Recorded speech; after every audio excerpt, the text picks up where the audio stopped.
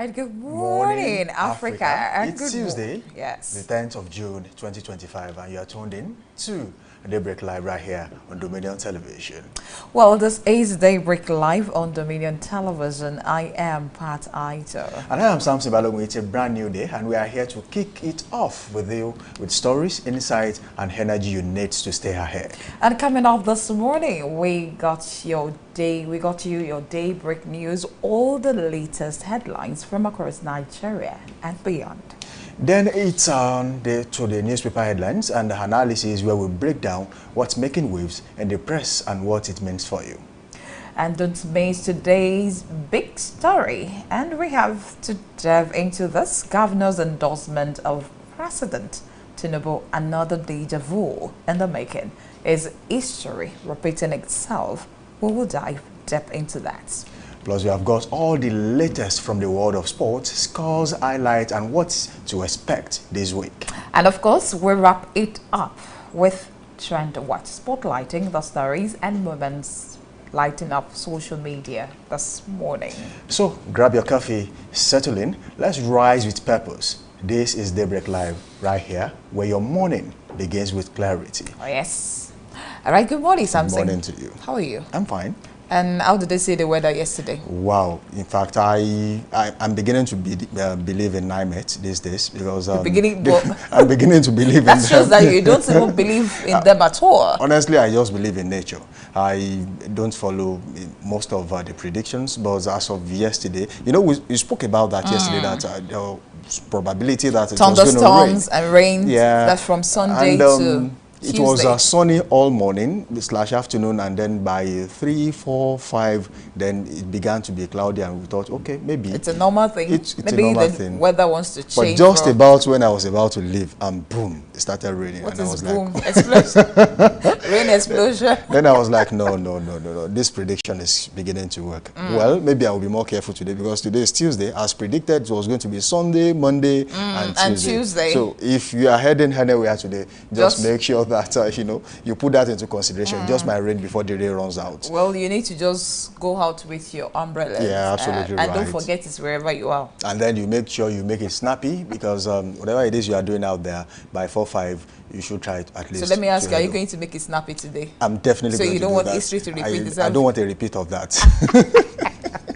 All right, we don't want history to repeat itself. And Benga can actually bear me witness. Benga was saying, ha, ha, ha. If they had known, you know the Yoruba part of ha, ha. Oh, 10 years ago, I was like, it means 10 years ago I've been in this kind of a mess. But then it's good once in a while that you feel the nature and you're like, oh, how it is. Because I remember when we were growing up. While growing up, there's this song even when your parents decide to keep you inside, you find your way out there just to be in the Mommy, rain. I just want to go and pick something outside. Outside is because of the rain. So, Benga, enjoy it. It's one of those things. And you can actually stay back a little bit longer today, so you can have a feel of what you felt yesterday. No, I'm just. We're just saying new. Okay, we'll be talking about something really interesting today. Talking about holidays in Nigeria, and then how it affects productivity. Sometimes some people actually complain about, we have too much holidays, and some will say, oh, I think we should have more holidays. So, on what side of the divide do you belong? I'm actually sitting on the fence. I'm sitting on the fence because once in a while, our kind of work, sometimes we'll need just holiday time off or time off just to cool off. But every day you just feel like, oh, work. Well, sometimes you'll be mentally drained if you are not careful enough. So that's why I said I will sit on the fence of saying that yes and no. But for some people that do not even work, if you go to I don't want to mention some places in Ibadan that that Ogata, Owalaro Akpe, they will just be there, and the next thing they will be the one clamoring for, give us a break. Let's go. Once it's 2 o'clock, people are ready to go. Which 2 o'clock? In fact, some of them will call. I know of a ministry of departments or ministry, let me say, that once you come in the morning, just sign. And that's it. That's it. Wow, that's interesting. maybe Kawasha. What's the difference? Let's look for what's the difference? You can actually work remotely. You want to employ, you want me to help you to employ Abi. We'll talk about that later. Don't just start, so don't go there now. What I am saying is, fine, it's good to have a time off, but not to the extent of we affecting our productivity, our economy, and every other thing around us some that holidays could are actually boost our economy. Some holidays are statutory, it's just a norm. It's normal. It's going to come. Some are religious and some are special declarations by the government. I think, for example, sometimes special declarations come with religious and sometimes statutory. Take, for example, during Salah, some states in the north declared a week, while some gave two or three days. Like the federal government said 3 days. Yeah, 3 days. So it depends on the angle you are coming from. But I want to be of the opinion that, the world has evolved to a stage where you can actually work remotely. So you don't have to really be there in an office before you do what you do. So some people are taking up remote jobs these days, and it's beginning to be encouraging. It gives you the opportunity to do 2-3 jobs, just like it's being done in some countries all over the world. So it means that holidays are good, but then what are the impact it has on the economy? What are the impacts it has on the mindset of the people? Because I take, for example, there's an holiday on a Monday, and before you know it, you feel down on a Monday and you don't want to go to work on Tuesday because you feel like, oh, today I'm sure that's happening now. That is happening now because I was expecting, like, okay, before I could get to work, I should be struggling with people like, okay, I'm going to work, let's juggle for bikes and everything. The whole place is still dry, like holiday continue. Yeah, and then what actually brings about less productivity is sometimes when you have consecutive holidays. Before you know it, another holiday has come. Before you know it, boom, and we have May 1, May. Check each of our calendars, you just feel like, come Thursday again, there'll be an holiday. Of course. For June 12, just to celebrate our democracy. May 29, some declared, some did not. So you get to think of what's this holidays all about, and I think the celebration we just need to be balanced. Yeah, as much as we want to talk about how it has affected the people negatively, we can also talk about how people, workers actually get enough rest during the time off. When you come back, you are refreshed, you are ready to go. There's this impetus to always do in this part of the world. Wait. In this part of the world. I mean, so I'm not saying for everyone. Sometimes when you have this kind of discussions, this is where 99% of people was that time to go and do another job, another hustle. Some people will actually realize it's an opportunity for them to do something else, while some will actually rest because if there are some jobs that no matter how hard you try to be productive in other ways, you don't have the energy to do it. Something between me and you. If you are opportune to work in that kind of environment, because I know your lifestyle a little bit, would you relax at home? Well, I might not relax at home. I might just do something else. I know you and Benga and the rest will know where you will be. You must always have a secondary address. If you have a primary address, you must have a second address. Amos is not there yet, though. Okay. I mean, as a man, you just have to be up and doing. So as a woman, what should we do? I mean, you can always relax. There's someone who is going to text you and say, look, I just want to give you something for the holiday. So it's not always like that. It is not there's a question I asked someone. All ladies. There's a question I asked someone. Someone actually asked me. He said, if women actually get to, ask men for some things, then who actually helps men? I mean, from where do they get help? Sometimes when your help will come from the Lord who made the heaven and earth.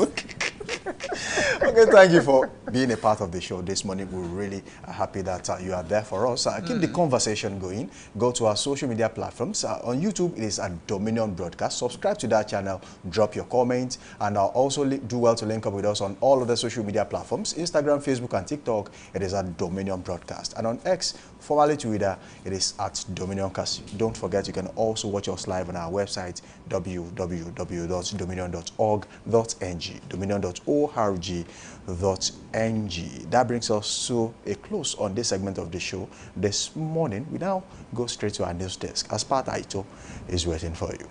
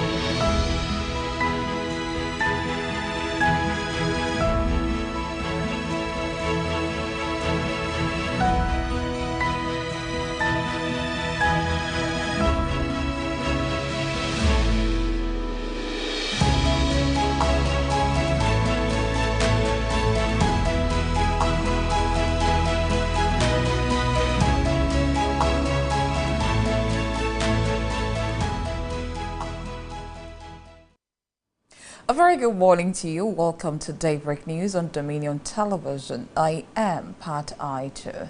The federal government is set to partner with the Ministry of Humanitarian Affairs to deliver free housing for internally displaced persons and other vulnerable groups across Nigeria as part of the Renewed Hope Social Housing Program.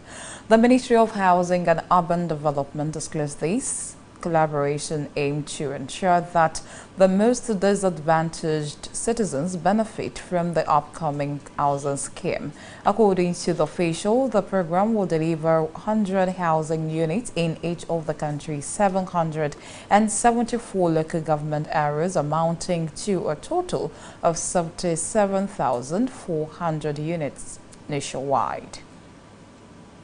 The Attorney General of the Federation, AJF, and Minister of Justice, Lateef Fagbemi, SAN, has explained that the decision of his office to discontinue the criminal charge brought against the Managing Director and Chief Executive Officer of a commercial bank, Nneka Onyeali-Ikpe, is a testament to the commitment of his office to uphold justice and fairness. The Special Advisor to the President and Communication Publicity Office of the AGF and Minister of Justice Kamaruddin Ogundele in the statement stated that as the Chief Law Officer of the Federation, the AGF has the constitutional power to discontinue a prosecution where it is deemed necessary to prevent a miscarriage of justice. The decision followed a careful review of the case, which did not connect Dr. Onyeali-Ikpe to the charge, as she was neither the account officer nor the managing director of the commercial bank when the account used in the alleged scheme of fraud was opened, noting that the charges against the CEO have been dropped, but the bank itself still has a case to answer. The Labour Party presidential candidate in 2023 elections, Peter Obi, has said that he would have removed the petrol subsidy and flouted the Naira if elected president, but would have done so gradually and in a more organized manner. Speaking during a monitored televised interview, the former Anambra State governor emphasized that while they support the policies, their implementation by the current administration was poorly managed. Obi described the petrol subsidy system as rife with criminality and corruption and insisted that it was essential to end it. The Nigerian Air Force, NAF, under the air component of Operation Andikai, has successfully executed an airstrike on a terrorist enclave in Boko Haram on the southern fringe of the Lake Chad area. This was disclosed by the counterinsurgency expert Zagazola Makama in a post on his X handle. According to the post, the measure was conducted under Operation Kalachan Water 2, as a reset offensive with a strategic objective to halt terrorist activities in the Lake Chad region during the festive period. To Oyo State, where Engineer Seyi Makinde has said that his administration will protect the interest of investors such that change of government will not impair their investment in the state. The governor gave this assurance while hosting the Secretary General of the African Continental Free Trade Area, AFCFTA, His Excellency Wamkele Mena in Ibadan, the state capital. The governor also said that the state plans to turn the Rashidi Ladoja Circular Road access into a world-class environment, a city that will be planned to international standards right from the outset. The Lagos State government has reaffirmed its commitment to protecting the state's coastline and building sustainable infrastructure to tackle the effect of climate change. This was disclosed in a statement by the spokesperson for the Ministry of Environment and Water Resources, Kunle Adeshina. According to the statement, the State Commissioner for Environment and Water Resources, Tokunbo Wahab, restated the commitment while representing the state at the ongoing United Nations Ocean Conference in Nice, France. Niger State Governor Muhammad Umaru Bago has announced a donation of 1 billion naira to the victims of recent flood disaster in Tifim, Madza, and Anguwa Hausawa communities and Mokoa local government area of the state. The governor, who announced the donation during an on-the-spot assessment of houses destroyed by the flood, also commiserated with victims of the disaster. He urged the residents to stay away from waterways to prevent loss of life and properties. In business, the Center for Economic Growth and Monetary Reforms, CEGMR, has hailed the Governor of the Central Bank of Nigeria, CBN, Olayemi Cardoso, for his disciplined monetary policy stance, which has resulted in declining the country's inflation and increasing external reserves. The Executive Director, Mary Odoma, made this known in a statement released to newsmen. Odoma noted that the recent slowdown in inflation, recovery in Nigeria's foreign reserves, and renewed investors' confidence were signs that the economy was stabilizing after a prolonged period of volatility. Always know that you can visit our website at www.dominion.org.ng to watch us live and interact with us. You can also follow us across our social media platforms: Facebook, Instagram, TikTok, YouTube, and LinkedIn at Dominion Broadcast, and on X at Dominion Cast. And that was the Daybreak News. Thank you so much for watching. Good morning.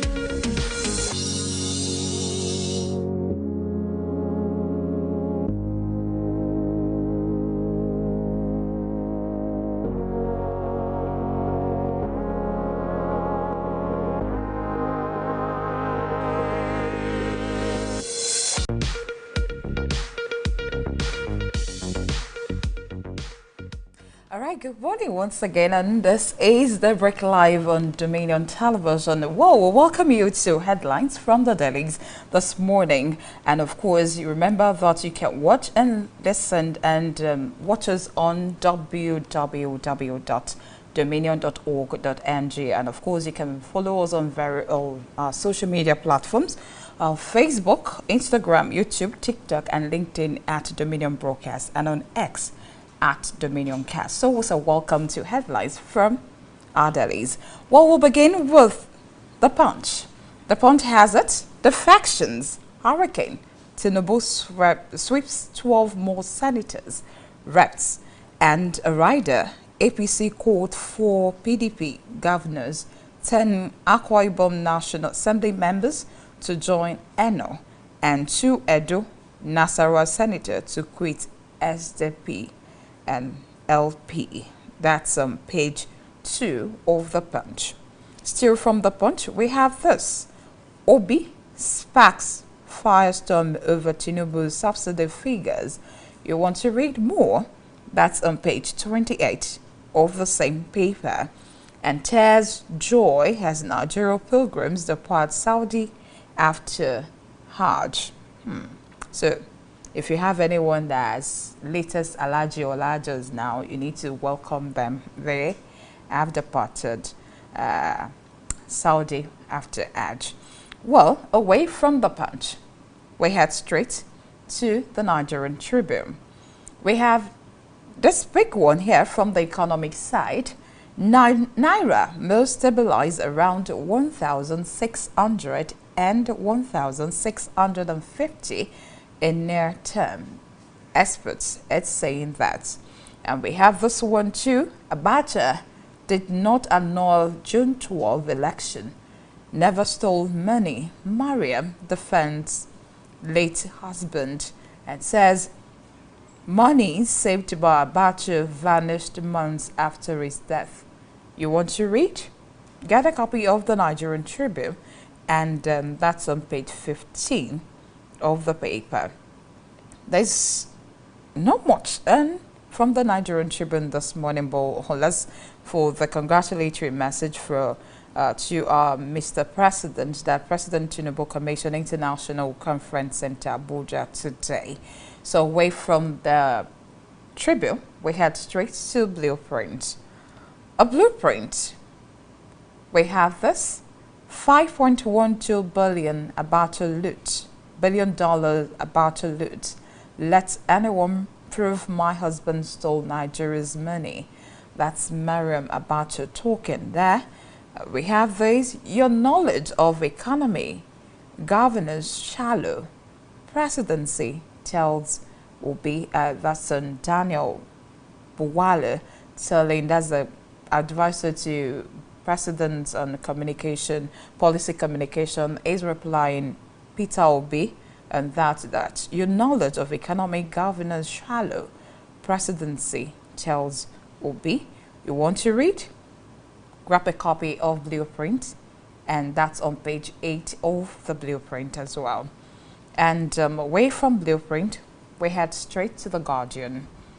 Guardian with the latest story. 24 years later, 43 operators target telecoms underserved amid concern. That's on page 6 of the Guardian. We have Otedola to consolidate stake in a commercial bank as Otudeco. Odukale consider exit. That's on the business side. And we have this from the politics this morning. Wike rallies PDP stakeholders in Abuja high-stakes meeting, where we have the former governor of Benue State, that's Samuel Otom, and the Enugu State's former governor of Enugu State, we have Ongwaye, and some of that were set for Oyo State Governor, that's Engineer Sheyi Makinde. And still from the politics, we have this. Obi Oti Nenadi relaunched obedient movement in Abuja today. That's politics, page 5 of The Guardian. And we have this. Mariam Abacha faults IBB's claim on June 12 election annulment. back and forth on that. Well, that's on page 6 of page 9 of The Guardian. We still have this from The Guardian. 100 rickets containers dumped in Nigeria ports. Group laments. You want to read? That's on page 3 of The Guardian. And finally from this, still politics, subsidy. Obi demands transparency on savings. Presidency calls him desperate. Is he? Is Obi desperate to be president of this nation? Well, we'll get to know that come 2027. Away from that, we'll head straight to The Nation. Nation really don't have much. Let's for the congratulatory message for President, you are President, for the commissioning of International Conference Center Abuja today. That's what is there on the front page of The Nation. Well, away from The Nation, we head straight to the Daily Trust. Daily Trust comes with this one. Flood. Residents resist evacuation, seek help. I do not follow. Why? Well, it's best known to them. And that's on page 3 and 6 of the Daily Trust. From a politics side, we have defection push APC members to 68 in Senate, 207 in reps. Okay. Oh, well, away from that, we have poor emergency services, dog Abuja FMC. That's the hospital. You could remember that there was a video going on the social media saying that someone brought the accident victim to the hospital and they were left attended to. Away from that, we have inside police station, we have pilgrimage to Bodleian, and that's on page 22 of the Daily Trust. And beside it, what I will have done differently, Obi is talking, is a canvassing for Nigerians to vote for him as a president for 2027. Well, let's wait till then. Human angle story now. 7 killed in Sokoto IED blast. That's on page 226 of the Daily Trust. And we have this. Another Tinubu aides resign. Well, we know about that. And money my husband kept for Nigeria vanished. Mariam Abacha still talking. Well, you want to read more? Get a copy of Daily Trust. And let's head to Daily Independent. And Daily Independent comes with us. Macroeconomic gains at risk as parallel foreign exchange market stress grows. That's the business side of the story. And we have after gold, my loyalty lies where Tinubu, says David Umahi. And Obi accuses Tinubu, others of orchestrating LP crisis. And the last one from the Daily Independent, we have this. Well, there are so many stories there, but there are big ones there. I mean, late stories. Serap urges Tinubu to stop Wike from shutting 34 embassies. Well, you can take a copy of Daily Independent to read more on that. Well, this is a convenient time for us to say a BY on the segment. When we return, we'll delve into analysis with our guest via telephone this morning. Good morning. It's still Daybreak Live on Dominion Television. See you again.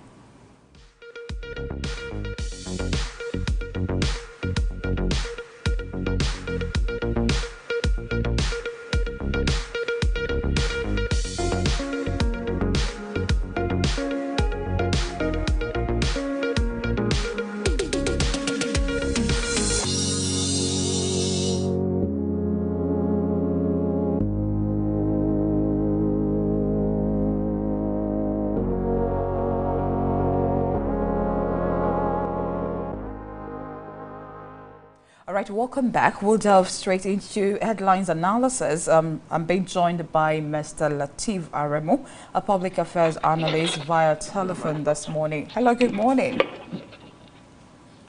Good morning. Good morning, Mr. Lateef Aremu. How are you? Yes, I'm okay. I could barely hear you. All right. Know, maybe this. All right, good morning. Can you hear me now? Yeah, good morning, good morning. Good morning. How are you, Mr. Lateef? Yeah, it's a good day. The fine Tuesday morning, and I'm grateful to be here. All right, thank you so much for joining us. Yes, a big story here from The Punch. Defection. Hurricane Tinubu sweeps 12 more senators, reps. An APC called 4 PDP governors, 10 Akwa Ibom National Assembly members to join ENO, 2 Edo, Nasarawa senators to quit SDP Labour Party. What's going on in our politics? Well, there is nothing special going on. It's just politics. And politicians play politics the way they know how to do it better. And let us set a ground before we go further in the discussion. We all need to understand that the number one objective of every politician and political party is to control governance, is to win elections. So how do they do that? Is by getting, and democracy, elections, it's a game of number. So the more people you have on your side, the better chance you stand of winning elections. So politicians and political parties, they do all they can within their power to ensure that they bring people to their side, either their fellow politicians from the opposition or members of the society at large. So, and that is basically what the president is trying to do.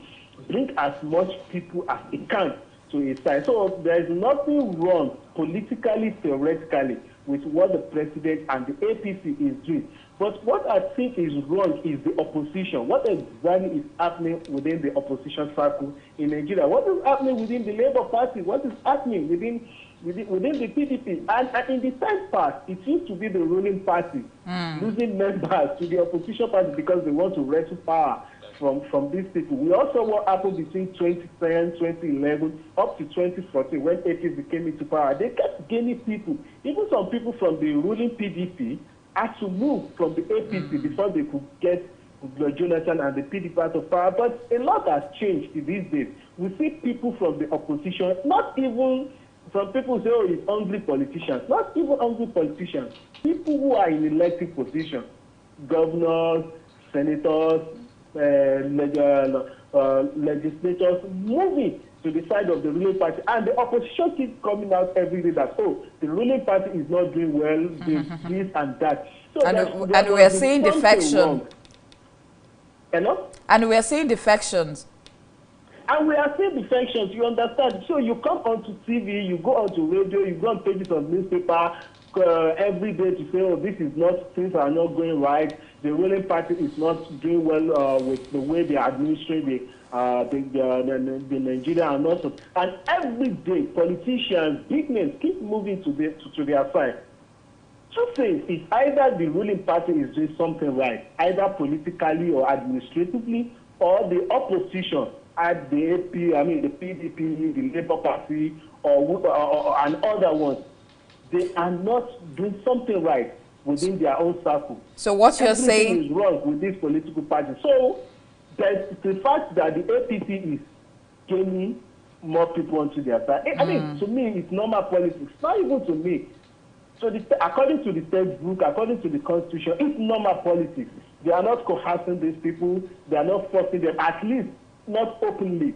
So they are not forcing them. These people, out of their own free will, out of their own conviction, are joining the APC, which is proper politics.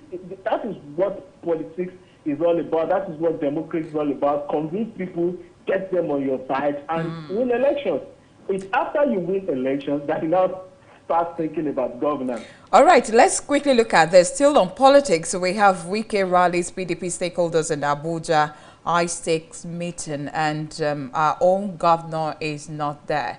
What do you think is playing out? Do you think something is fishy? I didn't get that, please. As in, still on politics, we have this Wike rallies PDP stakeholders in Abuja, high-stakes meeting, where we found a former governor of Benue State, that's Samuel Ortom. We have the Abia State, and that's Okeze Ikpeazu. And we have Ngwaye, that's from Enugu, former governor of Enugu State. But our governor, Seyi Makinde, is not there. What's playing out? Well, I don't know how PDP is treating the case of Wike, because you know what I mean. You have to pick a side. You cannot be in the PDP, which is the main opposition party in the country, because whether you like it or not, when you look at the way things are, when you look at the why are they even having the meeting in the first instance? Well, I don't know why they are still having a meeting with Wike. That is what I'm trying to say, because I don't know why PDP is treating Wike the way they are treating him.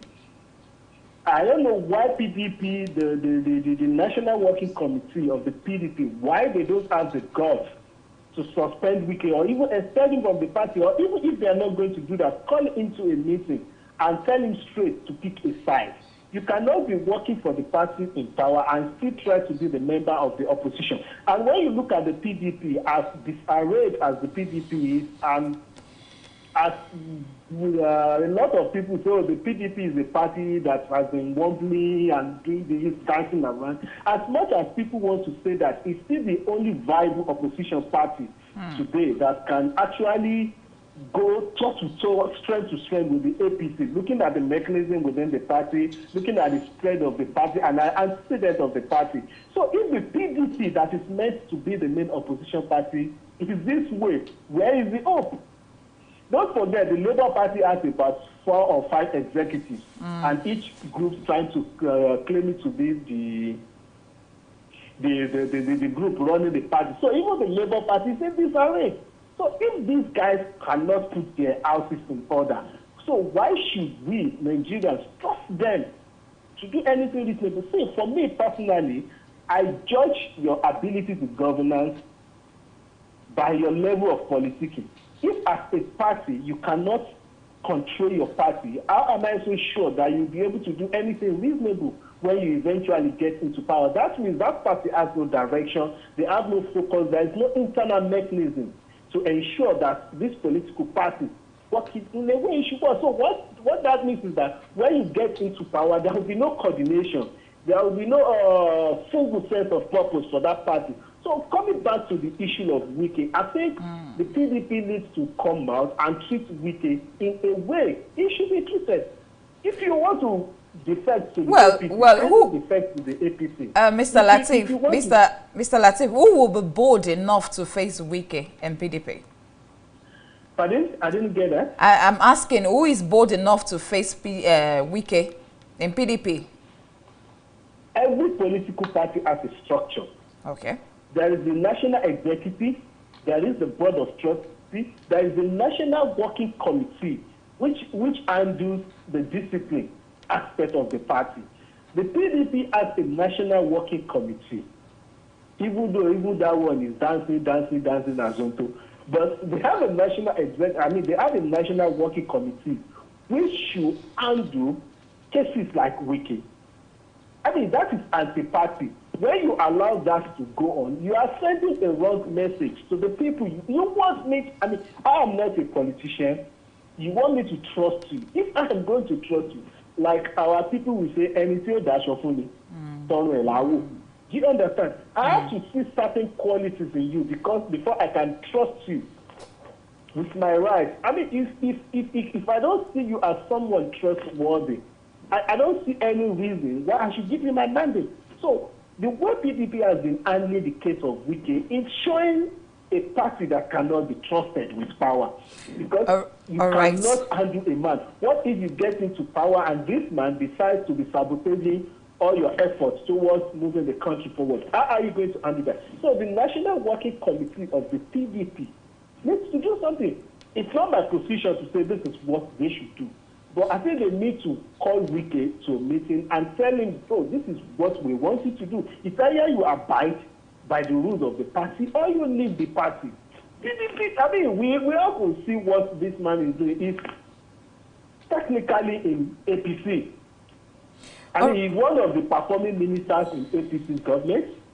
The party will take glory for that. And he has come out openly, without mincing words, that he is going to work to ensure that APC remains in power beyond 2027. All right, let's quickly look at... Hello? Go on. So, and this is the same man that will say, oh, we have to keep our house PDP is in order. I don't know. How do you reconcile that? Isn't that contradictory? You are coming out and saying, look, you will do everything within your power to ensure that the ruling party continues in power beyond 2027.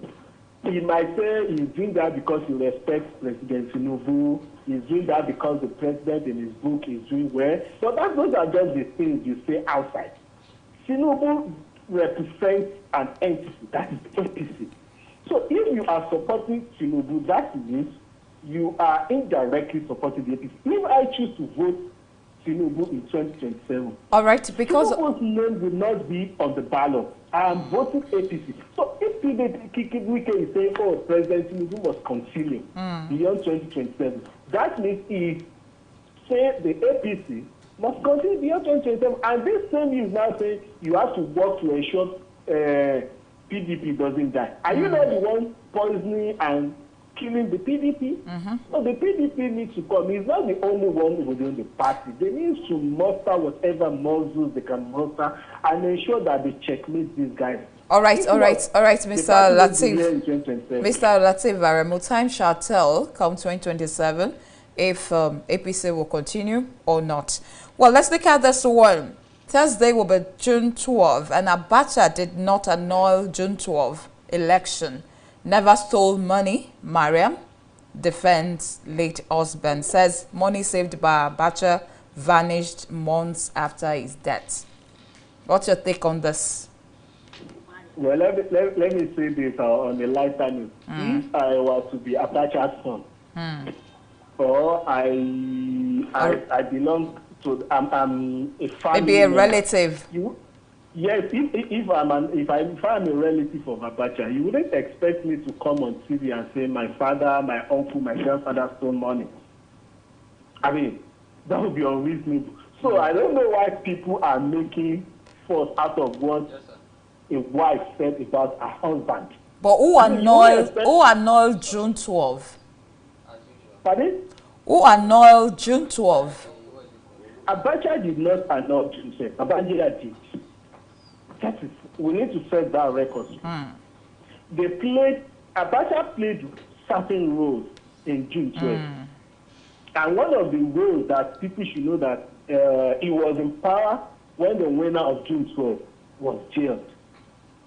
So that he was not the head of state when June 12 was announced. The records are there. The June 12 was not 100 years ago. We have people who participated actively in June 12, still around today, including our president today. He was an active participant in the June 12 something. A lot of our fathers, our uncles, who were there, even for those of us, for some of us as kids then, we clearly understood what was going on. Babangida and not June 12. All right. Whatever happened between 1993 and 1999 was the doing of General Ibrahim Babangida. All right, because Abacha came in. Okay. Pardon? Go on.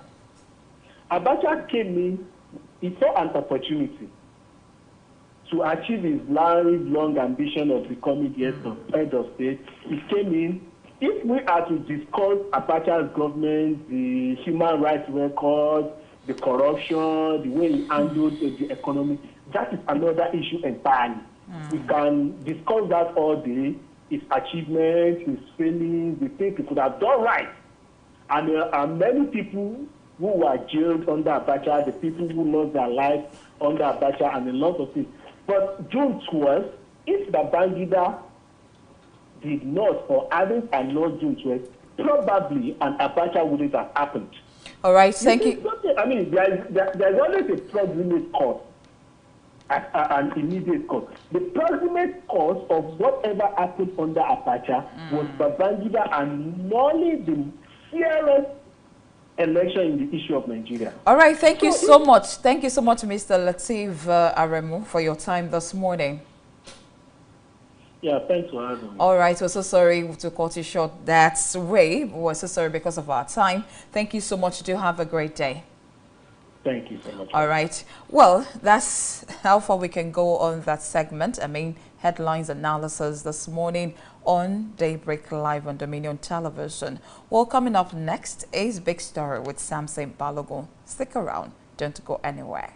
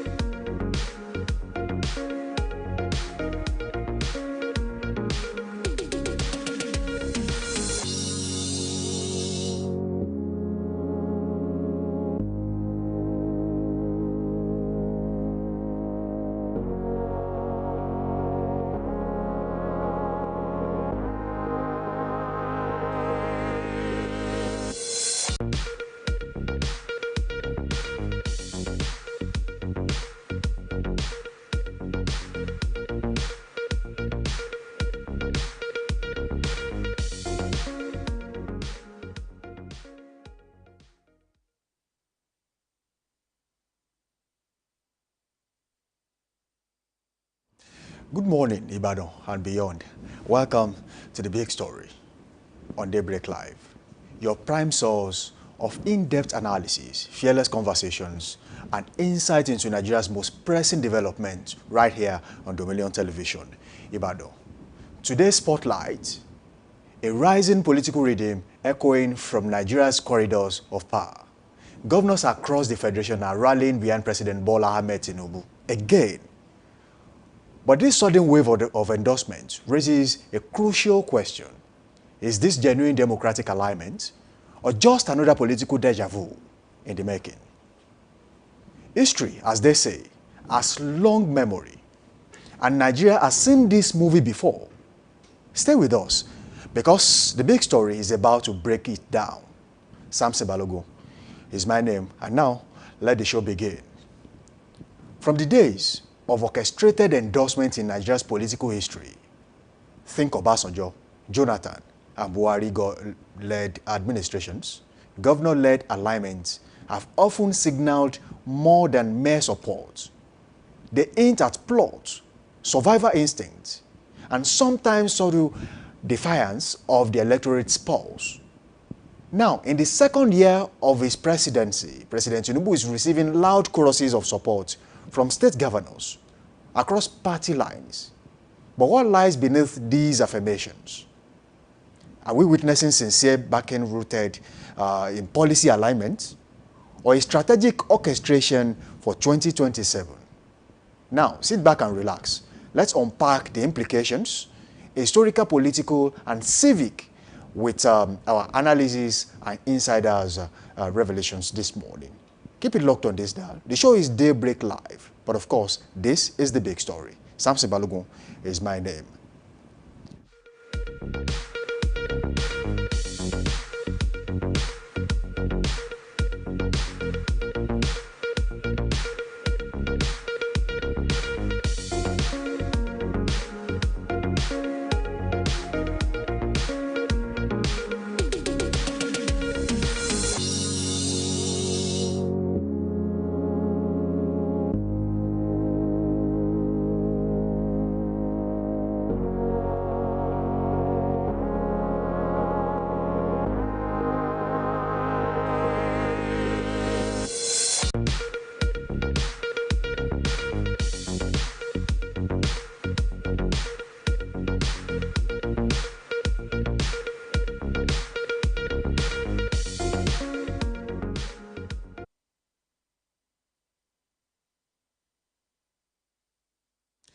All right, I won't be doing this alone this morning.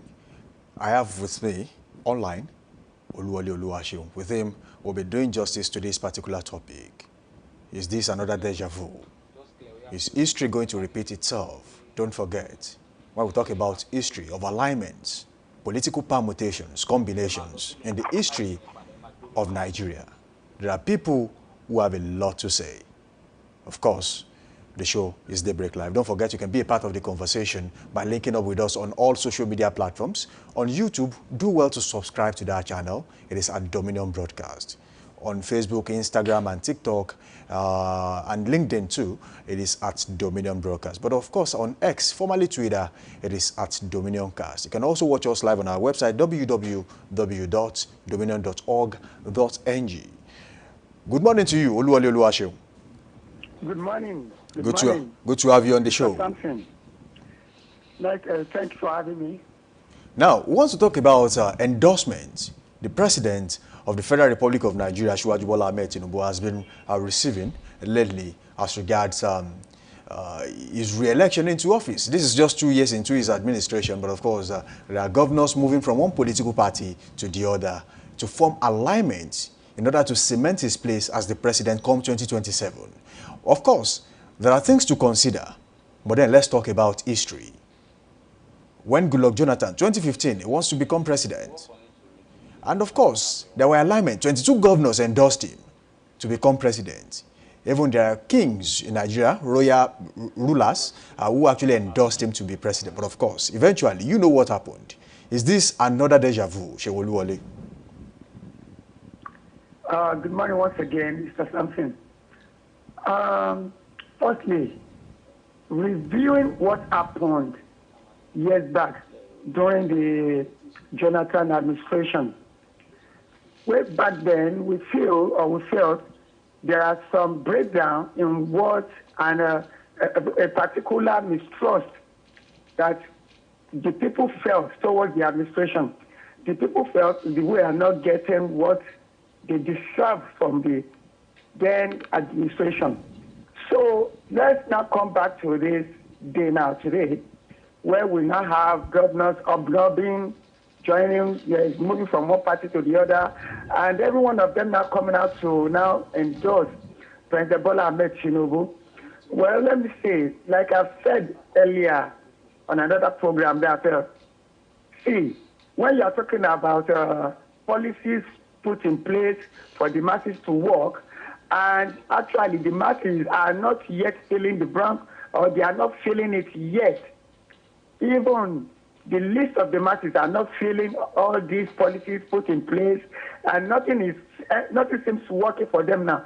It is not all these governors that are now actually, and their parties or their party members, they are coming out now to join, to not support President Tinubu. They will actually go to the poll vote, the polling vote. Do you understand?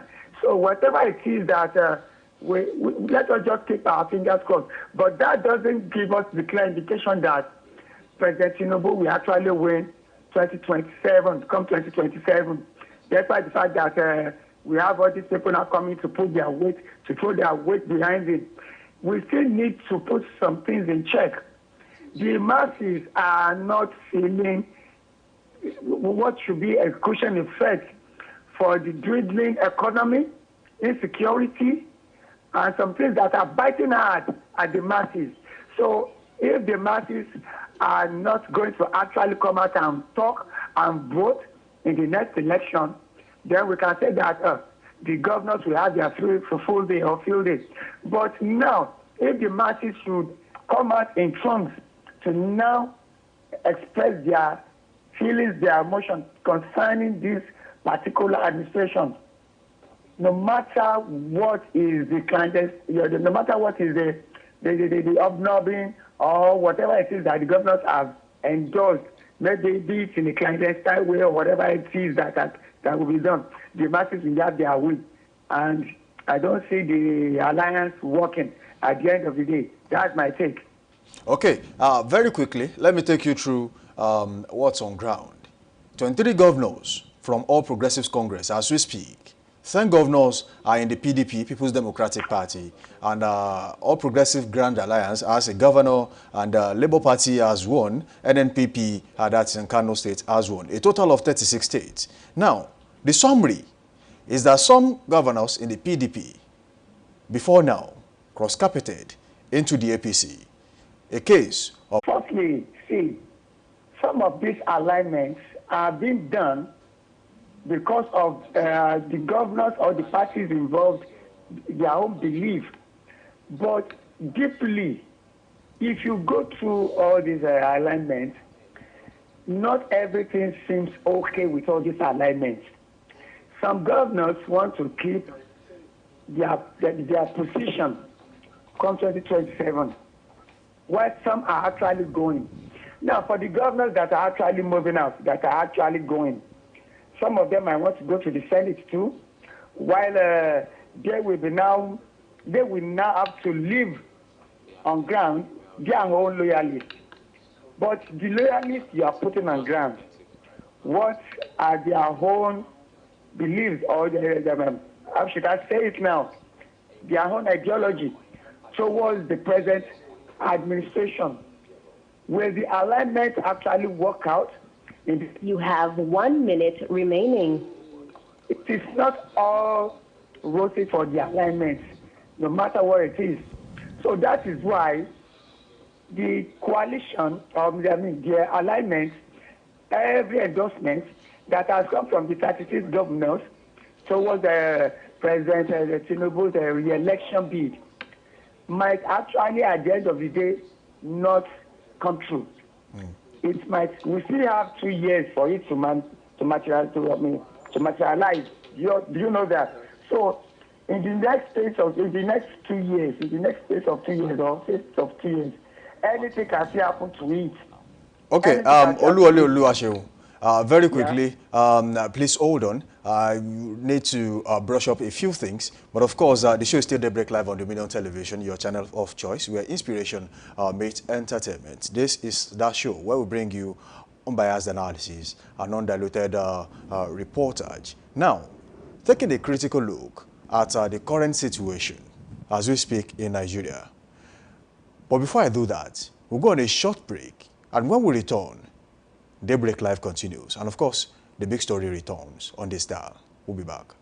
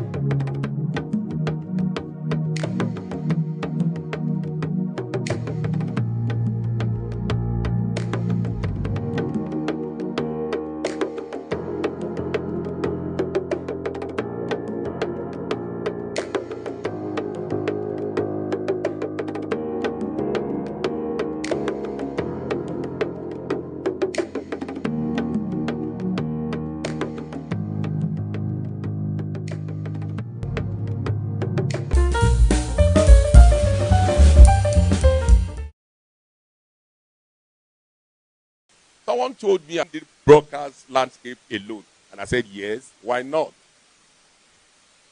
We are here to make a difference. I said something yesterday, I was told when I was very young. That in Ubi, Latin, Yoifi. Which means that in the committee of matters, the platinum stands top. It's top notch. You cannot compare the platinum to gold.